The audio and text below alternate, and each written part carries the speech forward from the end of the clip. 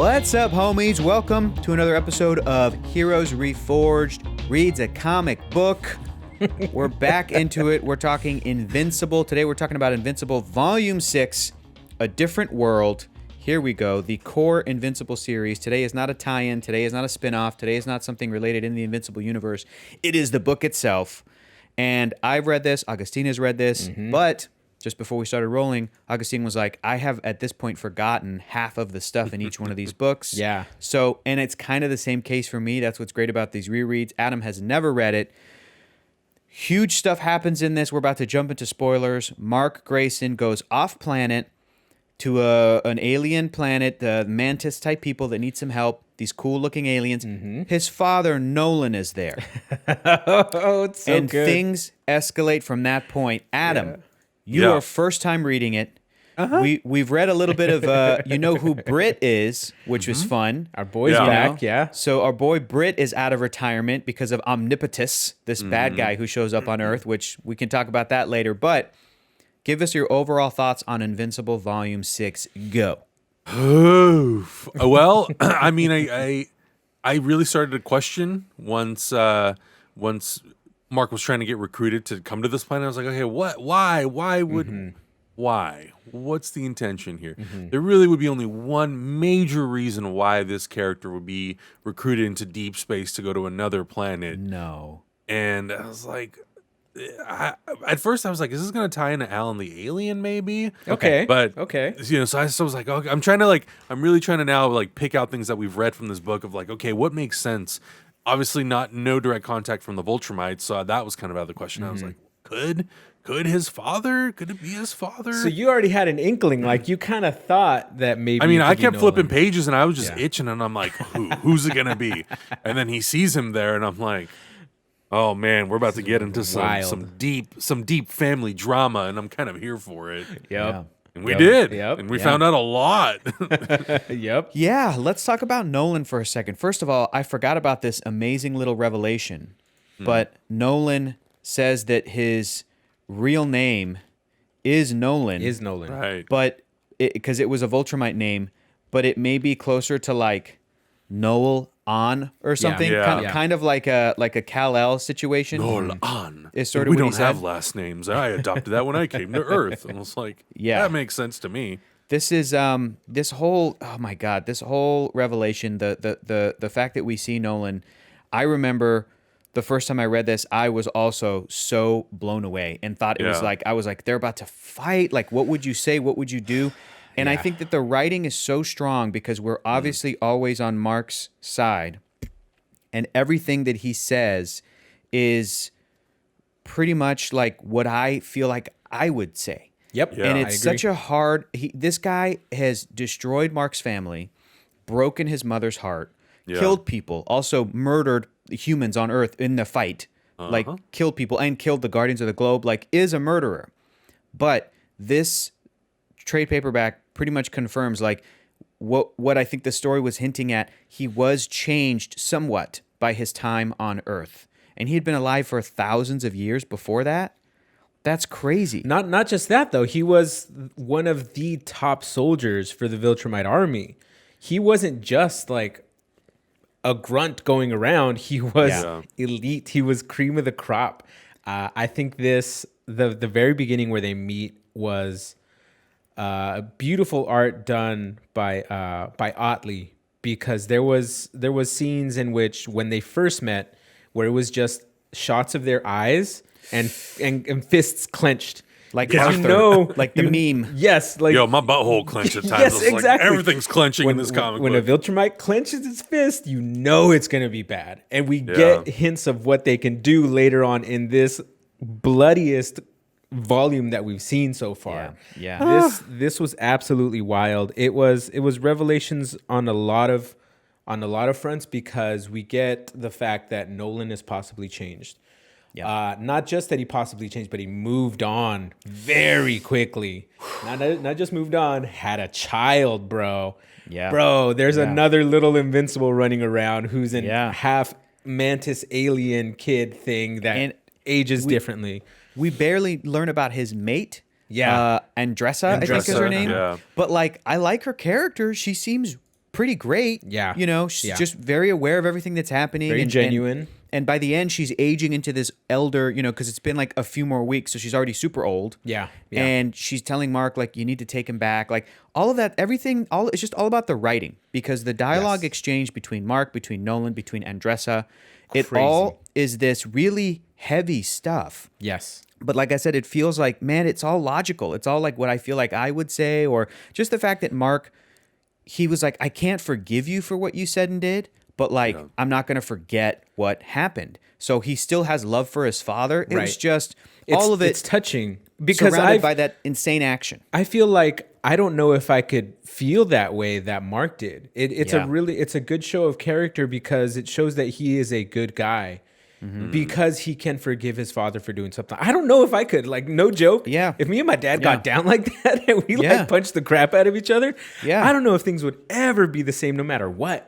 Absolutely. It's a real true test of character from Mark, and also the fact that he adopted his brother so quickly, like very little questioning as to what this was. He was just like, "This is my brother," Also, very clearly. We got to talk about this. I want to get everybody's take on this. The conflict that he has with Cecil Stedman, who at the beginning of the book is like, you can't do this, Mark. And Mark's like, no, there's people who need my help. I'm going to go do it. Yeah. And at the end of the book, Cecil tells him, like, look, I think you did do the right thing, but you can't do it again. Yeah. And I need you to trust my judgment. And Mark is going, well, hang on. My judgment turned out to be correct. Right. So I think I'm going to stick with my judgment for the time being. What do we make of that? Because I thought, again, that writing was so strong and I could understand both perspectives. Cecil being like, I had to activate every superhero on Earth to fight Omnipotus. And Mark's going, so what you're telling me is you guys were able to do it. And you're like, well, shit, man, that's kind of not the point, but they both had a point. So I really like that. What did you guys make of that conflict? I think it was very well written because you're right, Hector. Both sides had very valid arguments. At the end of the day, because of the knowledge we learned, because of the way it kind of... Yeah. Mark was able to really progress as a character and show us good things. I feel like what we learned from Mark and what he learned about himself, how he could get tired, how he could take a serious beating, how this mission resulted with a brother. Ultimately, I think Mark was correct in doing what he did. And I don't necessarily side with Cecil. I understand Cecil, and I get it. But Cecil also doesn't run Mark's life.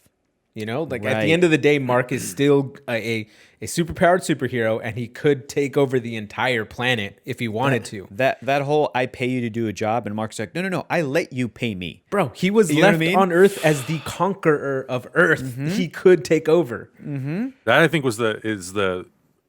I love the whole thing, but I think that moment in the book is like, it's a different emotional impact, but it feels so honest and genuine when someone looks at you is like, hey, I'm paying to keep your lights on. I'm like, yeah, but I don't need you to. I'm letting you do that. It's like, it gives you so much to think about in terms of where Mark is and what kind of character he is. And I mean, even when Cecil tells Debbie, you know, like, we have a job. If you really want to work to like earn your money, we have a job. And she's like, first of all, she slaps him, because that was hilarious. Yeah. But I like the fact that it's like they are to an extent dependent on Cecil, but they don't need to be. And like Debbie is even aware of like, I want to do stuff and I want to work because I don't want to not be doing anything with my life. And for Mark, it's kind of the same thing. Like, he's doing these things because it's the right thing to do. Yeah. And not necessarily because he has to. Right. That's a great point, Adam. I actually didn't think about it that way. Wow. Okay, I you also just changed the way I thought about stuff. I also feel like this book is going to overall hit differently for me and Augustine. When we first read it, we were in our mid-20s, early 20s. Like, I was sort of reading it and kind of being Mark's age. I started reading this in high school, when he was in high school. And this book has so much great character development that it is trying to kind of do what like old Spider-Man comics did, where he went from high school to college, and to let the character mature and make mistakes and stuff like that. And I think it's going to hit differently for me now, where I'm like, yeah, you know what? I think this is a metaphor. I think what Adam's bringing up is correct. It is a metaphor for when you are in that point in your life, in your 20s, and you're figuring out like school and work, and you're figuring out, and people pull that shit on you where they're like, well, listen, I'm paying you. And then you go, well, actually, wait a minute. That's not what my life is. And that's not the type of person I'm going to be. And I feel like you kind of come to those realizations when you are that age and when you are in your 20s. This book is just doing it with this big, dumb superhero, epic space thing. Right. But it still is a working metaphor for being a young person and kind of growing up and maturing. I mean, so many other great revelations in this book. We learn a little bit more about what's going on with the immortal. With him being like, I have been closed off. Everyone's like maturing and developing feelings, and I'm like, oh god damn, okay, it's gonna be an emotional roller coaster from here on out, I guess. At the end of the book, Amber Bennett's like, I don't know if I like the deal, and she's, and you're like, dude, they might break up. And then you look at Mark's face, and he agrees, but you could tell that there's some questioning going on in his face. He's starting to understand. I would like to ask Adam about this page right here. Adam, what do you make of this? I don't trust that mother,fucker. Not even with a 40-foot pole. You don't trust Robot? Robot, the come on, superhero man. Robot? He was the leader. He was the leader of the superhero team for a while. I'm so sus about that character. I mean, we get some we actually hear big fat baby talking. Yeah. And moving on to phase 2. What's going on, Adam? There's just like so many things about this character that I'm like, okay. Again, it's all about trying to figure out what is the intention of the character and what is the character made for. Yeah. And now I'm like, well, who made the character? There's just like so many things that I'm like trying to piece together and stuff. But it's gonna be it's that character is impossible for me to read without the voice of Zachary Quinto. And now as we learn more and more about that character, I'm like, man, that's a good casting job. Those motherfuckers nailed that casting job. Adam, you have no idea how happy this is making me, hearing you talk about Robot and Debbie and Mark and Nolan and like everybody. You're in it, homie. Well, it's crazy Cheers because like to that.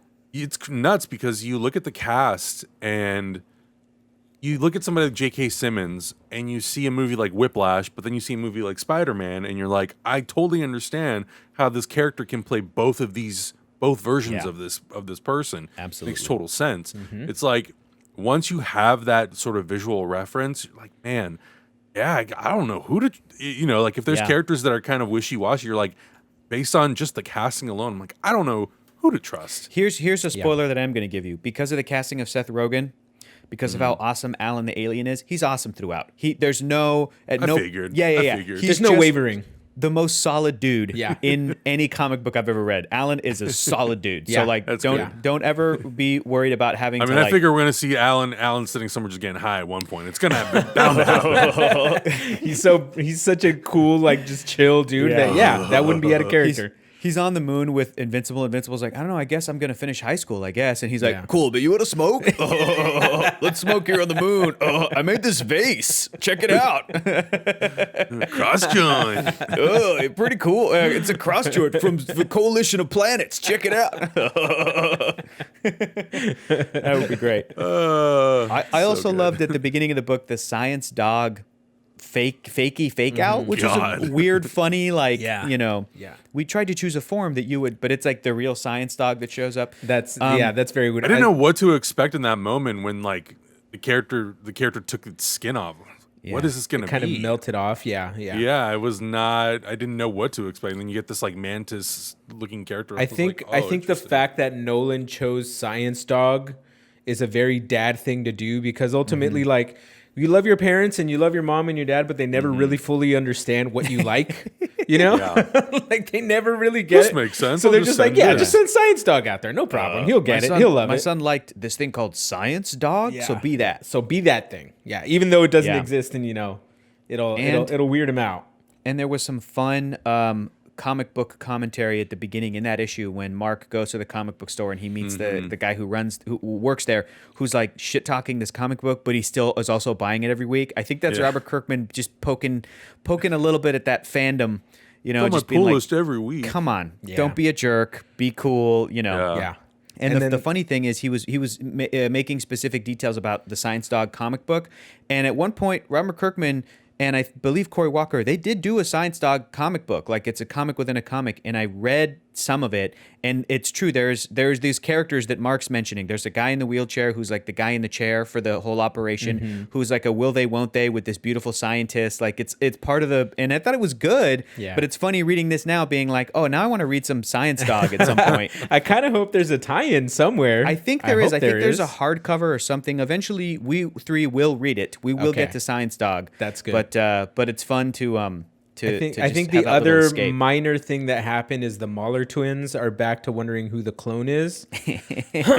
Or the clone of the clone? The clone of the clone, basically. It's like multiplicity at this point. Yeah. You know that movie with Michael Keaton? I'm just like, Right. it's a clone of a clone of a clone of a clone. And I'm like, man, this is going to be a never-ending hell cycle. Adam, so there's been a lot of setup with the Mahler twins. Do you feel like there's going to be a payoff? Do you feel like you want to look into what they're actually doing? Yeah, I mean, like, I think that is the question that I tend to always have with those characters. Well, because for so many, I think it was volume, must have been 4 or 5 that we spent the most time with them when they were with Engstrom Levy. Yeah. And now kind of seeing how they're very much as like a master and a slave kind of concept, and that kind of being a bit wiped out now that they're both clones. I'm like, okay, what is the next progressive step for these characters? What is their role in this story? Yeah. We're still not done with Engstrom Levy. So hell no, we're not. You know, it's like, is that going to play a part in it again? You know, so I'm always very interested to see. We've seen those characters do things, but I don't think the comic book has told us yet what their purpose is. Absolutely. And I agree with that. And I kind of like that. I like that we're just kind of like throwing out breadcrumbs constantly. And it's like, well, we're going to give you just a little bit more about them, and we're just going to really make sure that you understand that these are very weird, oddball characters. I'm like, I get that part. Now I want to know what the hell they're doing in the story. Yeah. Last 2 real quick things I want to talk about is we didn't get to see too much of my girl, Adam Eve. But but not much. She was mentioned quite often, though. she shows up in the superhero fight against Yes. Omnipotus and has a little moment with Rex because Rex was now cheated on by Duplicate because now she's with the Immortal. The Immortal. So there's a little bit of changes happening with Rexplode, which is, you know, where he's like, yeah, I deserve this. Like, you know, I'm like, okay. It was that character point in the book development. where I was like, oh, this is a little bit of that redemptive arc we've been teasing. Yes. Yeah, a And then little at the end, Debbie is on the phone with who we think is Mark's girlfriend, Amber. Oops. But then she goes, "What's that? Oh, I'm sorry, Eve. Like I thought I was talking to Amber." So Eve is calling Mark's mom, or like this is the first time she's called to check in, and I think that's very interesting. And then the second thing I want to talk about is Mark talking about his own judgment. I just want to throw up a little tease to Adam. I'm not going to tell you when it's going to happen. I don't know if it's soon or if it's going to be later. But the idea that Mark Grayson is trusting his own judgment backfiring on him, that is going to happen at some point. And it's one of my favorite aspects of the overall series that and I'm not going to tell you what it is, but there's a moment that happens where I go, I love that this book did this. This is awesome. And I'm realizing rereading this, I'm like, I think they're kind of setting up that in volume 6, you know what I mean? In this volume where it's about his lessons that he's learning based off of his own actions and stuff. Doesn't make the best call. Yeah. Love this book. Love this volume. One last thing that I want to get Adam's opinion on is the massive amount of blood and gore that we got in these fights are absolutely savage. The most brutal things I've ever seen on a comic book page. Adam, your thoughts, please. There was that double-page spread that had Omni-Man fighting the Viltrumites, and it had all those like small panels on the full page, and I was like, this is my shit. Yeah. And then by the end of that fight, seeing all of those characters just beat to a pulp, I was like, man. That homie come through and snap Nolan's back with his guts hanging out of his side.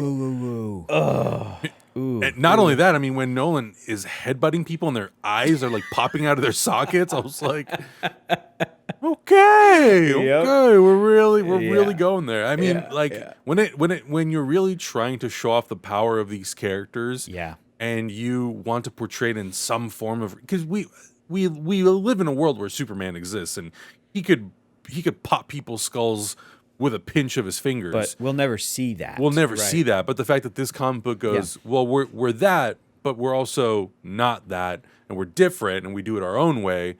it's kind of like refreshing to watch that, because I think in our minds a lot of times we read comic books where superheroes have these, these incredible power sets and they do things and you're like, yeah, but if he really kicked him that hard, his torso would rip off his body. Yeah, exactly. And then in this book they're like, his torso rips off his body and he takes the leg with him, and you're like, okay. And it just it just added to how tense and honestly stressful the entire. They're here. Wait, what? And there's only 3 of them. And Mark, when he's flying, he's like, I'm flying as fast as I can. And the whole time he's talking about like, I can't slow down. I can't put you down. If I do, they're gonna get you. And then Mark is even like, I'm sorry, I don't think we're gonna survive this. And I'm reading this just like, holy shit, it's so level 10. And then you turn the page and Nolan grabs the dude's foot and you get a breath, but then it just, it's it like the ramps up equivalent again. of like seeing like Superman and Jor-El fighting General Zod and his minions, and you're like, in Superman comics it'd be pretty tame, and they would find ways to get rid of them. But in this comic book, it's like we're fighting to the death, and we're gonna rip each other apart, and that's it. And you're like, oh my god! And the power levels feel like they're approaching like Dragon Ball Z level. It's insane with the speed and the ferocity and the fighting, and And it's crazy to me that Mark is like, he's still at a point where his full potential has not been realized in terms of his power, and I'm like, we are sprinkling them seeds real thick right now. I don't even by the last volume, I'm gonna be terrified to see what this character can do. Basically, well, not just that though. There are, we're not at the tip of the iceberg. We just got an intro to maybe some low level Viltrumites who came through. They didn't send their elite. They sent just some grunts out to do something. Some weaklings. And they destroyed the whole planet within a matter of minutes. That was insane. It's insane, man. Insane. So it's setting up some real good. This was one of the fastest ones I burned through because I was just flipping that page, and then that double page spread happened, and I just put That's it what I did. I literally just backed away from my computer like. I needed to absorb everything. Yeah. And so I just put the book away from me. I was like, what is happening with this? I'm also very, very excited to see how Mark's half-brother plays into the story. And we know that he ages quicker and that, he will also live very long. So I'm like, brother. That cute little baby boy. So I can't wait to see, what sort of dynamic that adds. And I thought it was very telling of Debbie's character when he was like, I can't take care of this baby. And then Mark hands the baby to her, and she looks and just smiles. Just and puts a little smile on. That motherly instinct kicks right back in, despite the fact that you've been done so dirty in this book. Yeah. Debbie is the still MVP. MVP of this book, dude. Love this character. Love Debbie Grayson. And she kind of fine. I said it. What? I don't know. I'm just saying, she kind of fine. It's always heartbreaking. I'm not going to deny that. It's always heartbreaking to me when Mark finds her and she's like, been drinking or whatever. But there was alcohol. She threw it away. There was that amazing moment that I was like, yes, you are stronger than this. You she's can overcome this. Yes. We haven't seen all of the ins and outs of her character. We don't spend every waking moment with her, but that's a great example of that sort of character progression that this book has for even the side characters, the supporting characters that we get to see. Again, it was just great to see Britt come back out of retirement. That's true. And Donald shows up, and Rex Blode's like, Donald, you're a robot? And he's like, pretty much, and then they're, That's right, Donald. That's what I've loved about us reading not just the main storyline, but reading the side stories, because you see those characters and you get excited, and then when other characters are like, oh, you're a robot, you're like, yeah, dude. It's just, it makes you feel more tied in and tied into the world, and it makes you feel, I think it just connects you more with the characters, despite being in like one or two frames. Speaking of that tie-in stuff, the next thing that we're reading is not Invincible Volume 7. It is going to be another tie-in. It is Capes Incorporated Volume 1. That's what we're reading next. Capes Incorporated Volume 1. They get a mention in the book. Yes. Cecil Stedman had to be like, even those Capes idiots, like I had to go and get them. So we're going to read their comic. And from what I understand, it actually does tie into, maybe it's Omnipotus, maybe it's somebody else, but like the events of this timeline where we're at right now. So this is the perfect time to read it. We're reading Capes Volume 1 next. So go grab that on Comixology or wherever you get your comics. And then the week after, we will come back to Invincible and kind of go from there. Plus, we covered the Vision book, the Tom King written Vision. If you guys haven't checked that out, please go do that. Such a good video. Such a great video. Such a great comic book. We are also opening it up to reading more stuff that is going to be sort of tying into upcoming movies and TV shows. So give us your recommendations. Be sure to check out that Vision comic book review. If you like it, let us know. Join our Discord, because there's some awesome conversations happening there all the time. It's free to join, but we also have a Patreon where we get a little bit of extra sauce for you, a little bit of the juice, a little bit of the extra for you. You can check out our Patreon in the link below to see what we're offering. And we're offering something this weekend, aren't we, Hector? What is that, Augustine? What are we doing this weekend? We're doing a live Q&A on Saturday. It's at 3 p.m., right, Adam? Oh, it's at 10 a.m. Oh, 10 a.m. Sorry, 3 p.m. was something else, another meeting that I have. You're going to have to fix your calendar invite there, buddy. Fix my calendar invite. Yeah, so it's at 10 a.m. Pacific time, Saturday, this Saturday, the 16th, I believe. It is the 16th. Saturday the 16th at 10 a.m. And I set up a room in our Discord that people who are part of our Patreon can access, where we'll filter a ton of questions, and then once we prioritize those questions, we'll also have some Q&As directly from the live chat itself. And on top of that, we will be starting our watch along of Vision. That's WandaVision right. this week. Right. Yeah. So that'll be a lot of fun. So all those uncut reactions will be available on Patreon as well. We'll do cut downs for YouTube, but the full version is the real sauce. That's the good stuff. That's really the good stuff. It's going to be good. I've seen the first 3 episodes, so we're going to be watching the first 2 this week with my boys. And it's going to be a lot of my obnoxious Invincible face where I'm going to be like, oh, what's happening But that's the now? thing. You've only seen 3, Hector. There's still a lot to happen. Absolutely. And I can't wait to rewatch these first 3 because they are so good, and it's a trip, dude. This show is a trip. Okay, it's for real. Something's gonna get unlocked in your brain when you're watching it. You're gonna be like, "What am I watching? What is this? This is crazy." And I hope so. That's what I want. Fun. Yeah, it's super fun. So thank you guys for watching our review on Invincible Volume 6, A Different World. Go check out Capes Volume 1 to get yourself prepped for next week. Be ready for WandaVision. Go check out all the stuff we talked about, the Patreon, the Discord, and we'll see you guys next time. We're reading a comic book. Bye. Bye. Oh.